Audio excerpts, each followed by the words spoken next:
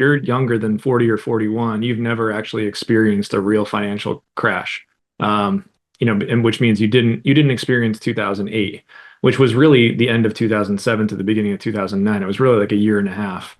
The joke at the time was your 401k, turned into a 201k, and that was true. I mean, people lost half their wealth, at least on paper, that year.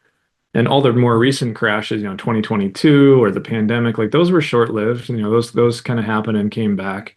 And people have just gotten conditioned that the market can do no wrong. We're in, one of the longest secular bull markets we've seen in history.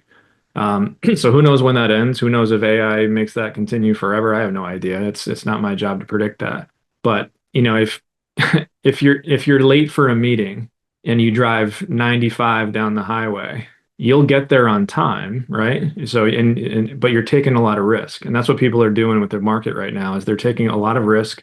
They're driving 95.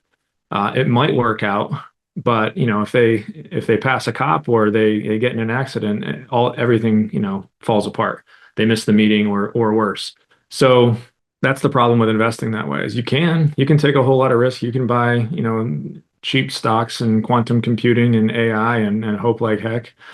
But the alternative is catastrophe. So yeah, I think a lot of people are doing that right now, and that's the wrong approach. The approach that I take by adding actuarial science and by adding guarantees into the plan, what people don't realize is the whole world, and for really good reasons, by the way, over the last few decades has been programmed around how do we get to my number.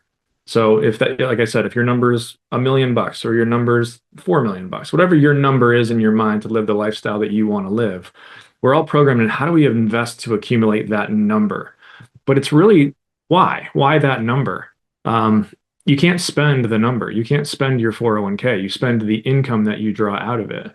So if there are ways to build your portfolio in a way where you can take a higher percentage out of your portfolio with the same confidence or better confidence, then you're better off. Or put differently, 6% of 4 million is worth a lot more than 4% of 5 million, in terms of the annual income that you're taking. So that's what we want to do is don't reach for that extra 10 or 20% account balance. Reach for ways to give yourself permission to spend that money, so that in the 1 out of 4 chance that you retire into a down market, you're covered. But in the 3 out of 4 chance, the far greater likelihood that you retire into an okay market where you're still making money, this just caps off a good performance and makes everything even better.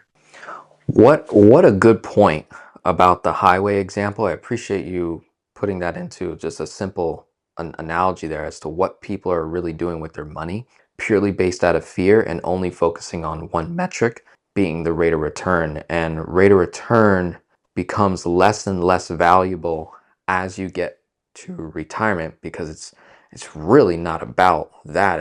It's what distribution rate are you getting on whatever you've accumulated. I help moms, women build wealthy kingdoms that will last forever, and to have authority over their finances by helping them pay off debt, increase cash flow, lower your expenses, build your credit, all using your own income.